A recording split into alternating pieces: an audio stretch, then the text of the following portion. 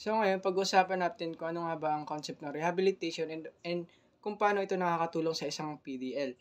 So the concept of rehabilitation is to restore yung PDL sa pagiging law-abiding citizen if ever na ma-integrate siya sa society. And also yung paano siya nakakatulong sa PDL is sa loob kasi ng kulungan, nire-rehabilitate sila doon. Imbis na i-punish sila, nire-rehabilitate sila, nire-restore sila, and binabalik loob sila na sumunod sa batas. And also hindi lang doon natatapos since marami silang ino-offer doon na sa rehabilitation program, including doon yung mga education and skills kung saan is makakatulong sa kanila na if ever na makalaya sila, pwede nilang pagkakitaan yung skills na yon.